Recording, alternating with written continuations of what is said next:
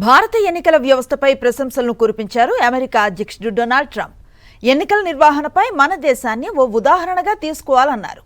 ఇండియాలో ప్రతి ఓటర్ దగ్గర తప్పనిసరిగా చెల్లుబాటయ్యే ఫోటో గుర్తింపు కార్డు ఉంటుందంటూ ట్రూత్ సోషల్ పోస్ట్ చేశారు ట్రంప్.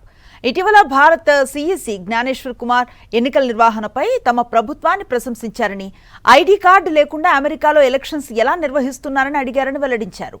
సేవ్ అమెరికా యాక్ట్ను వెంటనే ఆమోదించుకోవాల్సిన అవసరం ఉందని ఈ సందర్భంగా వ్యాఖ్యానించారు ట్రంప్. అమెరికా ఎన్నికల్లో కఠిన నిబంధనలు అమలు చేయాలని గత కొన్నాళ్లుగా ట్రంప్ తీవ్రంగా ప్రయత్నిస్తున్నారు.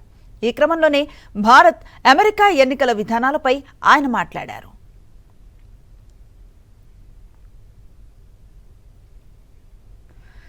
భారత ఎన్నికల విధానాన్ని ప్రశంసిస్తూ అమెరికా అధ్యక్షుడు ట్రంప్ చేసిన పోస్టుకు కౌంటర్ ఇచ్చింది కాంగ్రెస్.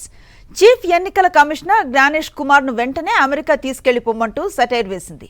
జ్ఞానేష్ కుమార్ను తీసుకెళ్లి అక్కడే పెట్టుకోవాలని, అందుబాటులో ఉన్న విమానంలో ఈవీఎంలు కూడా పంపేస్తామంటూ ఎక్స్లో పోస్ట్ చేశారు కాంగ్రెస్ ఎంపీ పవన్ ఖేరా. మీ నుంచి భారతీయులకు ఎదురైన అవమానాలు, బెదిరింపులకు ప్రతిగా మేము చేయగలిగింది ఇంతేనంటూ ట్రంప్ను ఉద్దేశించి చురకలంటించారు.